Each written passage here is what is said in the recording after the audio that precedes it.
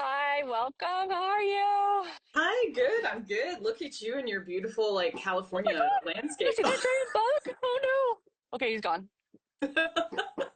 Already so much excitement. Yes, I am. I, it is so nice out. Like, I was talking to my family in Michigan, and like my mom and stepdad are like closing their pool, and they're like, it's getting colder, like it's turning into fall. And I'm like, summer is like just starting now. Like it is now past the point where we don't have like gloomy mornings anymore. It's like sunny first thing in the morning all day long. So I'm like, I my love that. summer is just starting. All right. So I'm gonna have to edit the beginning of this video eventually, but let's go ahead and start where we were supposed to start with is an introduction to you. So, everybody, if you don't know Taylor, I'm going to give you a little bit of an intro to basically one of my writing besties. We have been connected at least online and on Instagram for like 3 or 4 years, probably 4 years. And then we have been doing writing retreats together with our friends Cassie and Adri annually 3 years now. And even we did two this past year. So you and I are pretty close, and I am so excited that you have your debut Romantasy novel coming out in just like 3 weeks on September 9th.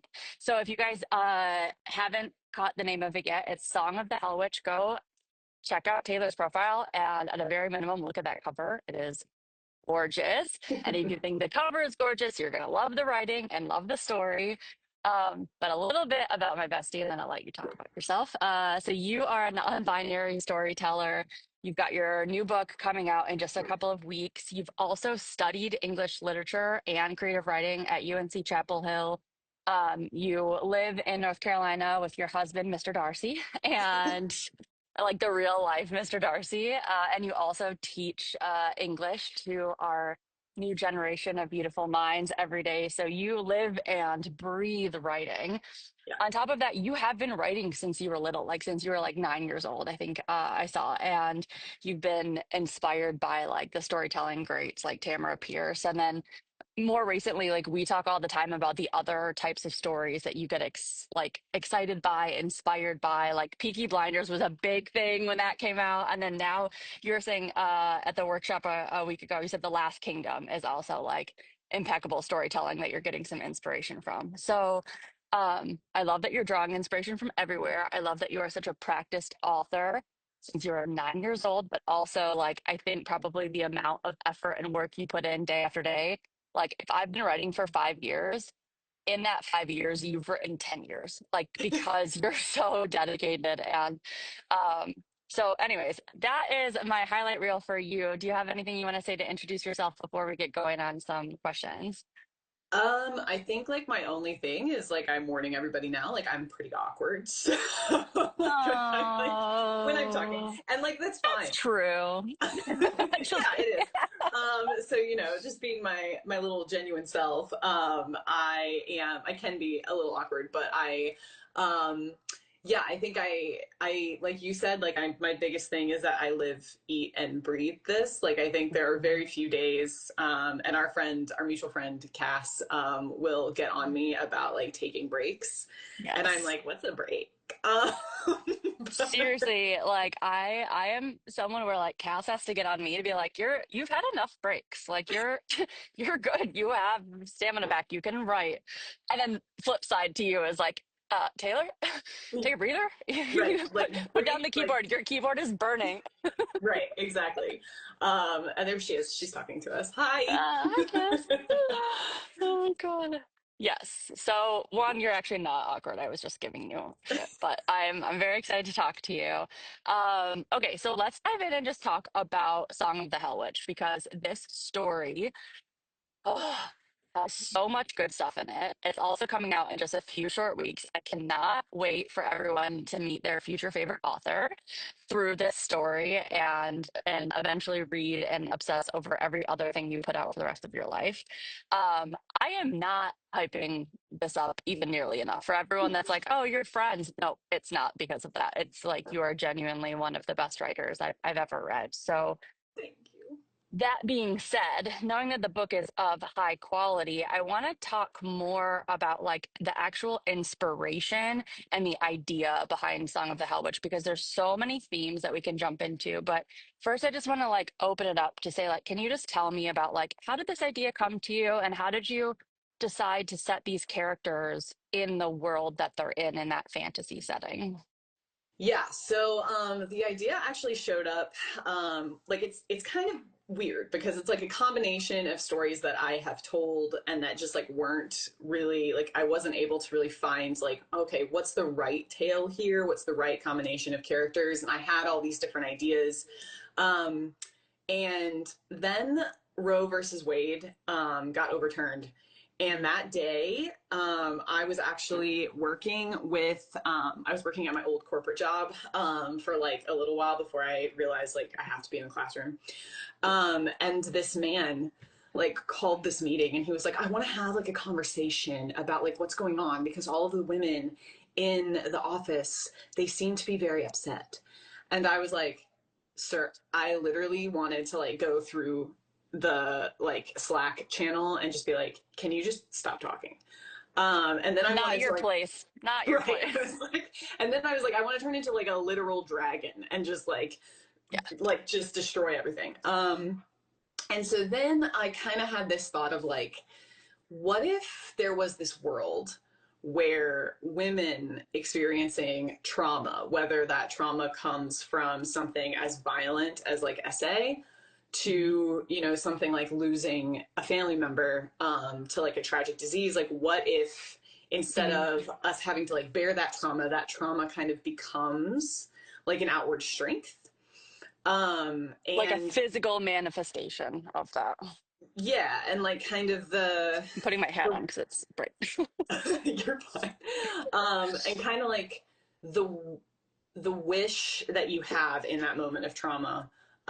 So like my main character Prue, she technically like if you're looking for I call her the Vultress, but if you're looking for like a actual mythological creature to compare her to, she's a harpy. She loses her sister when she's 8 years old, and she has this wish of like, I just want to fly far, far away from here because everything has been so terrible. Mhm. And she sprouts wings and talons, and she's this 8 year old girl who like has nowhere to go. So that is kind of how it came about. It was kind of this like mixture of I want to do something where women exclusively have power, and then also I want to do something about trauma and anger and rage, and thus Song of the Hell Yeah. Witch kind of came about. I I love that origin story. I want to touch on a couple of things. First, like coming from like that moment of like the Roe v. Wade overturning, like you know how we do like the like you'll never forget where you were on 9/11, right? And then it's grilled into you throughout school of like don't forget where you were, write a story about what happened that day, right? But for a lot of women in my life, myself included, like I won't forget where I was when Roe v. Wade got overturned. Like, and I had actually such a similar experience to what you're saying, and I wonder how many other women can relate. And even now, I'm saying like women, but people, because I was also in my corporate job, and when it happened, we got like a calendar invitation for the afternoon for basically like an open discussion forum that was like all women at the company are invited to come to this session to talk about what's going on. And I'm like, I see where the good intention from that is coming, but why only the women? Why are you not inviting the men into this room? And this is exactly how we got here. Like, is that you think this is a women's issue and only women need to be concerned and bothered by it? Like, so anyway, I love that, like, truly this book is inspired by a moment that a lot of women have already deep emotional experiences tied to. And so I love that. The other idea is like, the idea that you have of taking trauma but creating a physical manifestation of the strength that they wish they had in that moment or the need that they had rather than personifying like their weakness or characterizing the harm that was given to them or like showing their scars, like instead truly empowering them, I think is so incredibly powerful. And I think probably one of the best reasons to read this book is like, do you want to feel empowered? Do you want to feel seen? Do you want to feel like heard? And I think your characters really allow for that. I want to talk a little bit about the themes. We're starting to touch on it, so I kind of just want to jump there, which is like you have put in a couple of the summaries of the book about like this is female rage, right?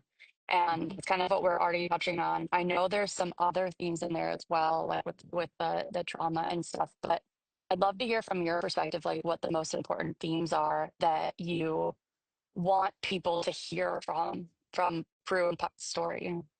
Yeah, so I think I kind of look at it in like two different like kind of arenas a little bit is how I kind of conceived of them. So in my mind, like with Prue specifically, it's very much about like she feels alone in a lot of the rage that she has. And she doesn't really understand where it's coming from. It's more just like she's in this society as a woman and she's trapped in this like very patriarchal society. And there is this force that is trying to invade and make it even worse. So, like, she, at the very beginning of the novel, has finally kind of become this duchess and she has all of this power where she started as a street thief and she thinks that she's kind of safe. But she's aware that she's given up some of her freedom already because marriage itself is like a trap.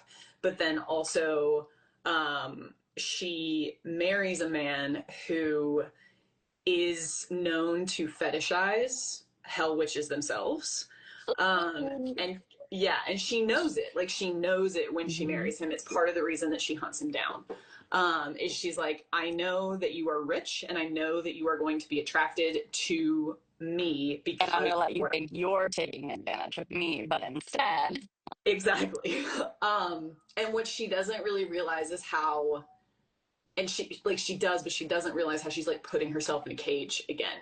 yes. Um, and not a spoiler because it happened. It's like the thing that pushes everything off. But like she and her husband get attacked in chapter 4, Mhm. and in that scuffle, she rips his throat out, and so um, Casually. casually. And so then Just, she has to go hunt down somebody who can get her out of the city because he is the most powerful man in the country. So she is going to and become the there will most be powerful. consequences. Right. So she goes and finds her ex-boyfriend who happens to be the thief lord and like a king of all smugglers. But the problem is that he has moved on and has been married. His wife has passed away, but he has a young daughter. And so he's like, I'm not about to risk my life for you. Um, Not my life, not my family, right? Right. And so with her, it was a lot of focus on like not only recognizing the ways in which society kind of traps us, but also focusing on like how do you use that rage for good? Hmm. Like once you can see it, what do you do with it? Yeah. Um, Well, and even that, like that illustration, that portrait of the chapter 4 of her like ripping his throat out, right, is like already setting up such a big conversation for like, I know a lot of women when they go through trauma and they have a lot of anger or grief or sadness, they over what's the word? They like go the other way and they're like, okay, so now I'm going to be like really cold and distant and strong and not vulnerable. And so they kind of like overcompensate in the other direction.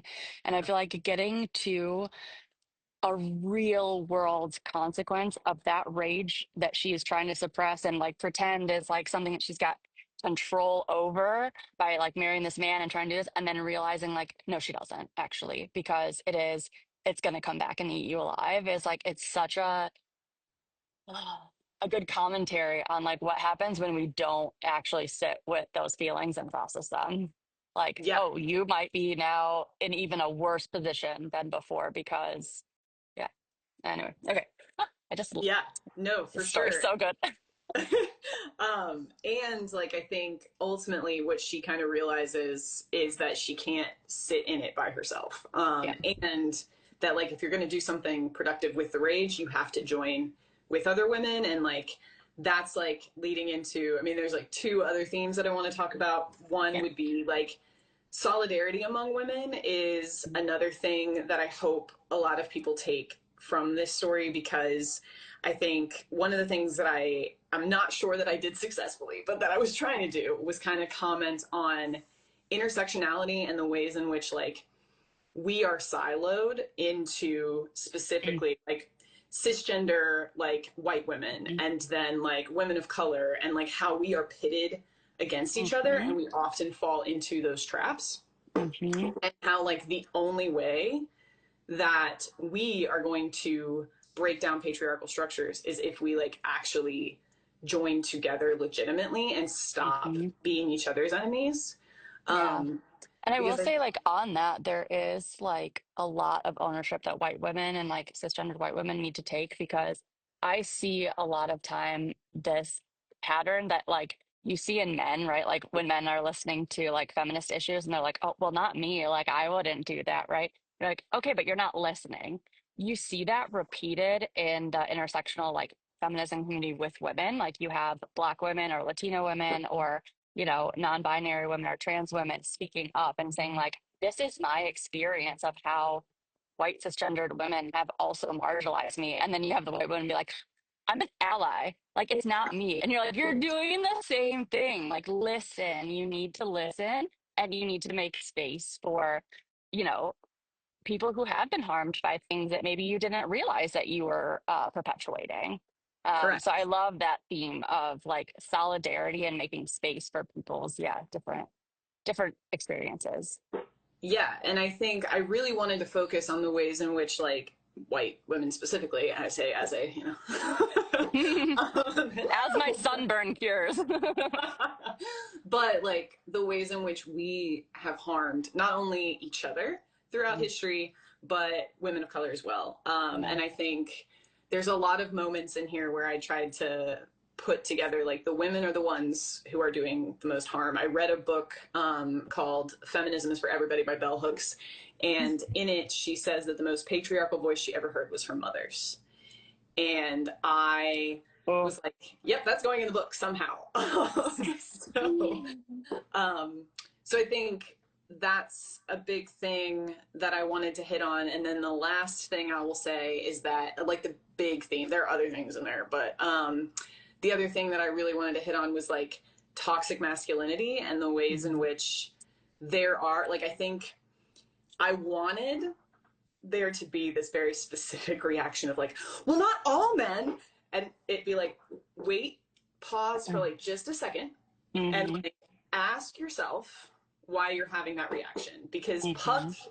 is very much a green flag. I call him the green flag girl dad, Yes. main character, male character, and he is very much living in this realm where like he doesn't really realize, because he's a man, the ways in which he is, I guess, playing into or like benefiting from Yeah. patriarchal structures. Mm-hmm. And he really he gets himself into a situation where these women are like, get away from us, we don't want you in our community. And Mm-hmm. he kind of has to sit with that discomfort. And so I was really interested in looking at like, one, what is the opposite of toxic masculinity and how can you portray that in a Mm-hmm. male character, and then also like the ways in which men, even when they are well intentioned, are either Mm-hmm. not aware of the way that the patriarchy benefits them, Mm-hmm. or how they even like play into some of the Yeah. patriarchal structures. So I want to talk about that, and that's actually going to segue into the next topic of like identity and writing. But I think another thing that adds a lot of value is like you are showing your readers, how does a man sit with that? What does that actually look like and feel like to sit in that and do, what is being asked of you, which is like to reflect, even if it wasn't by your hand directly, like what does it actually look and feel like to do that work? And I think that's so important because we have so many examples and like stories and portraits in traditional media, like in TV and movies and stuff, of how to do basically everything in life. How you're supposed to propose, how you're supposed to deal with a difficult boss, how, as a woman, you're supposed to bite your lip when someone says something, to you, or how you're supposed to react to catcalls. And like, we're constantly being taught these things, but there is a huge lack of representation on like, we're asking men now to, I mean, we've always been asking, but like, if now we're making it a bigger point to say, like, we need you to listen and reflect and sit with this. It's also so powerful to like, not that we should have to, but to give them examples of like, what does that look like when it's done well? And it's okay that they feel uncomfortable and maybe a little bit angry and defensive at first. And then look what happens when they let down their guard and listen and actually, like own that discomfort, right? And so like I think it's so powerful that it's in there. And so that how I want to transition to this is like, so you write from two points of view. You are a non-binary author, and you and I have talked before about like feminine side and masculine side. And I wonder, um, you've talked about how much you enjoy writing your male characters.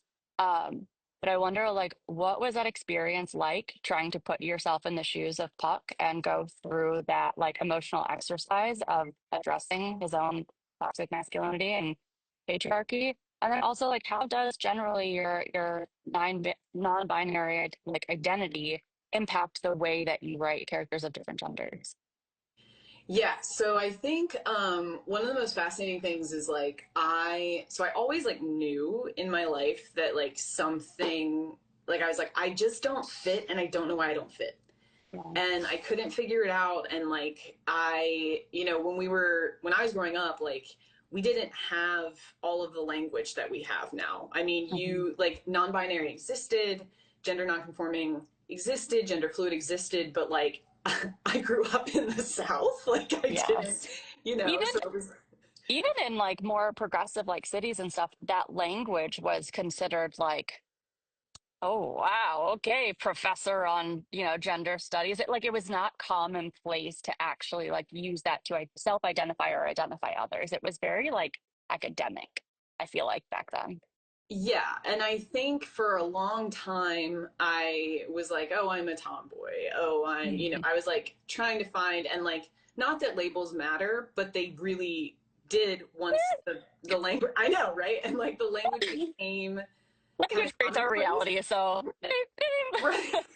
Right. And like once the language became commonplace, I was like, this is it. um, yeah. Um, and there are days where, and like, I really came into it with writing because I Mhm. realized the first thing that I would always do is I would gravitate towards, I could not write a book without a male perspective in it. Mhm.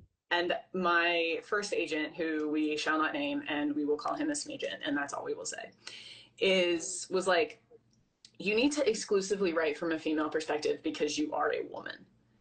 And I was like, well, Is first that of what you tell all, all your male authors, or right. I was like, first of all, like, fuck off. And first of all, no? secondly, but then that really got me thinking about like, well, why do I feel like I need two perspectives? And like, Hmm. it's not just in this book, it's in every book that I write.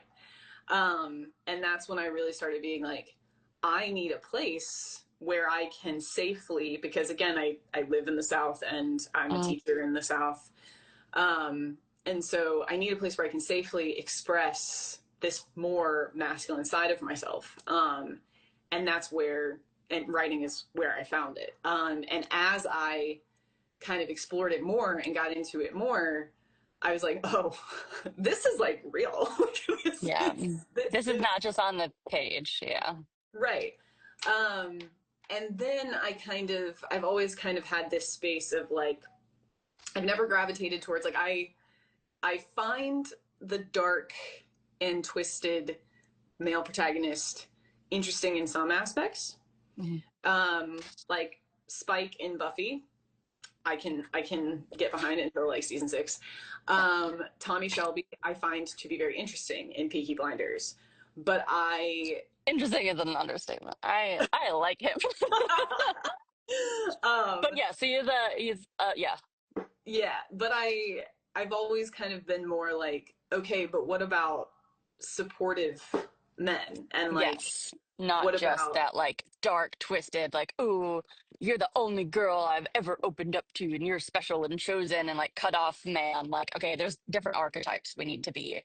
Yeah. right? And I think I really wanted to write a like Peeta Mellark in Hunger Games is kind of the first time that I ever saw like my like the men that I was attracted to Yeah. um, reflected in media, or Sweet, like honest, caring, lack of an ego.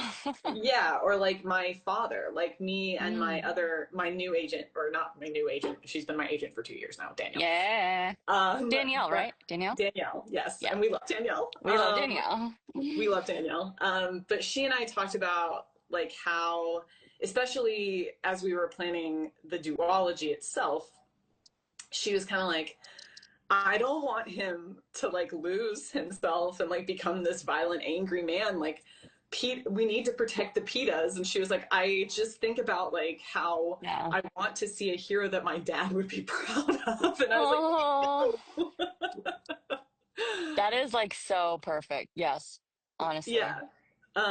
So I think that that kind of plays into it because I've also always kind of thought of like if I was able to just, you know, wake up every single day, snap my fingers, and become a man for the day, Hmm. because that is a thought that I have sometimes.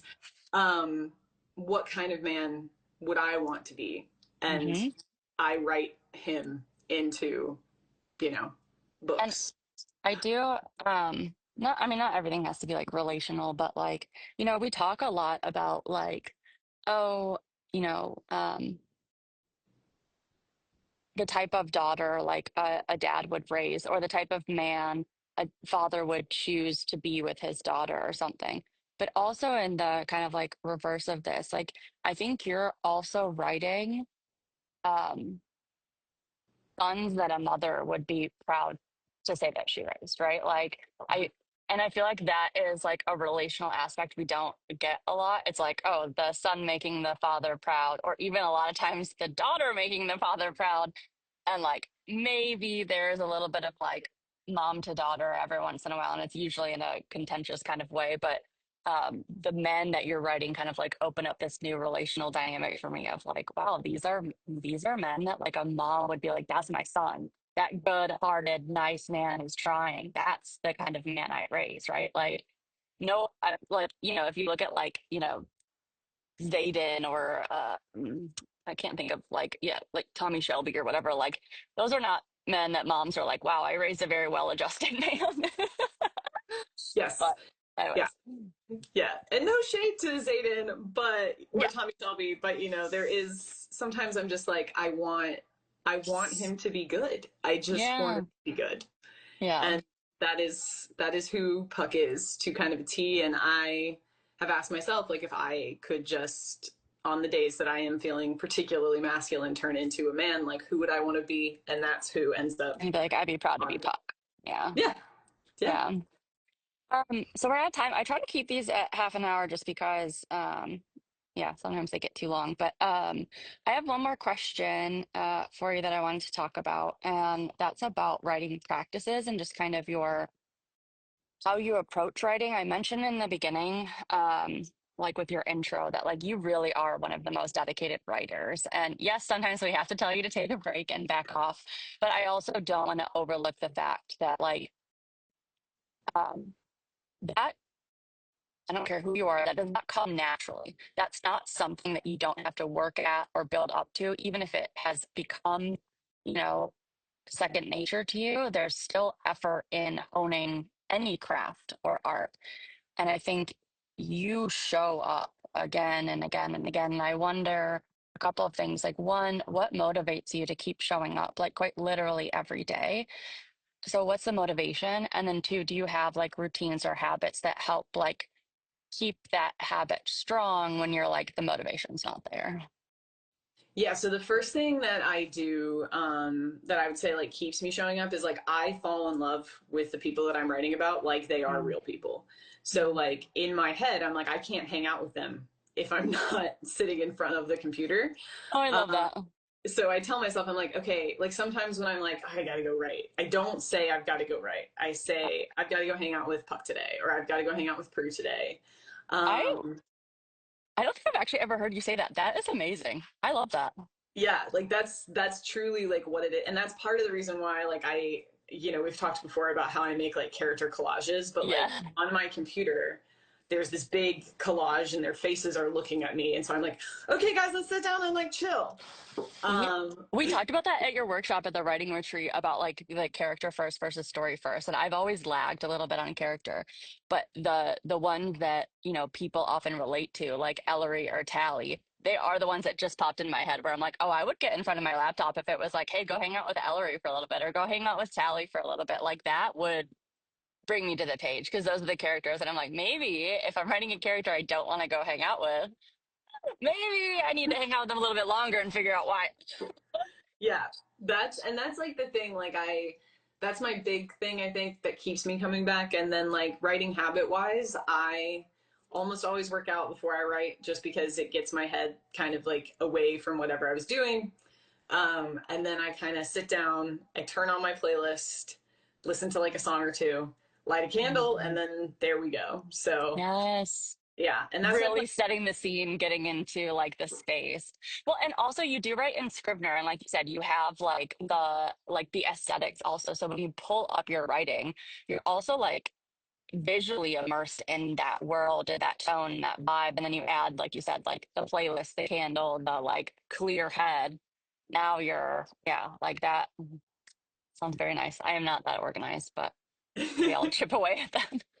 I would absolutely recommend it because I love like when I just put it in the little draft mode and it's like there's this little thing and then there's just their faces and I'm like, let's go. Yes. And at the writing retreat last week, I got my Scrivener set up for both book two and for Ellery. And I was like, oh my gosh, it really does make a difference. Like I've been drafting and writing in Google Docs like the whole time, basically. And so Yeah. now just switching over to Scrivener and actually setting it up in a way that I'm like, oh, when I'm there, like the rest of the world is muted. And it really does help me focus so much. So much. It's very nice. So. Anyways, I have learned so much from you, not just on this call, but like from that workshop last week at the retreat, and then also just like all the other times we've written together and following your journey. Whether it's about like, yeah, how you managed the query process and finding an agent and going through submissions to marketing to showing up to whatever. You are an icon, and I think everybody should follow you and get it on the ground floor because you're about to become kind of a big deal. I hope so. We'll see. I know so. Um, Thank you so much for chatting with me today. I can't wait to see you in a couple of weeks at your book launch. I'm so, so incredibly happy for you. And I hope everybody that watches this goes and pre-orders Song of the Hell Witch. And remind me again the name of the bookstore that they can pre-order through for the extra pieces of art. Yeah, so it's Park Road Books in Charlotte, and you'll get a vellum print, a signed copy from me. And I'm working on maybe getting some bookmarks added into that as well. Oh, Yeah, a spoilers. little surprise. I love it. Well, thank you so much, Taylor. It's always, always good to talk to you. And thanks for sharing all of your journey and about your book. And yeah, I can't wait to see you in a couple of weeks. I know, same. Thank you for having me. Absolutely. Have a good rest of your Sunday. All right, bye. Bye.